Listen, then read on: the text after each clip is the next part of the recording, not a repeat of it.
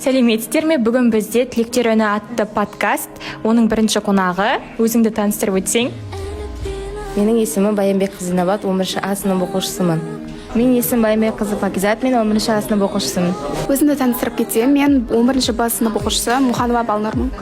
Мектептегі ең қызықты естелігіңмен бөліссең. 2-11 болып концерт қойған кездер. Мектептегі 2-11 мен өткізген күндердің бәрі бізге ең қызықты естелік болып қалды. Мектепте қызықты естеліктерімді бөлсем, мектепте әрбір күнің өзінің естелігің болып саналады. Мысалы, өзіме особенно 9 класстағы ең керемет кездер болып есептеймін. Өздеріңе сеніп, армандарыңнан бас тартпаңдар. Жақсы білім алып, жетістіктерге жетіңдер. Қазіргі мектеп оқушыларына сыныптастарын бағалаңдар, бір-бірімен қысқа уақыттар өткізіңдер және ұбт-ға белсенді айналыңдар деп кеңес беремін. Қазіргі түлектерге тек ұбт-ға дайындалыңдар, ешнәрсе ойларыңды бөлмей, бүткіл нені ұбт-ға салыңдар, күш-қуаттарыңды. Келешек түлектерге ең басты шыдамдылық, сабырлық және алдыға мақсатты дұрыс қоя білу, болашақ мамандығын дұрыс таңдау және жүйелі түрде ұбт-ға дайындық.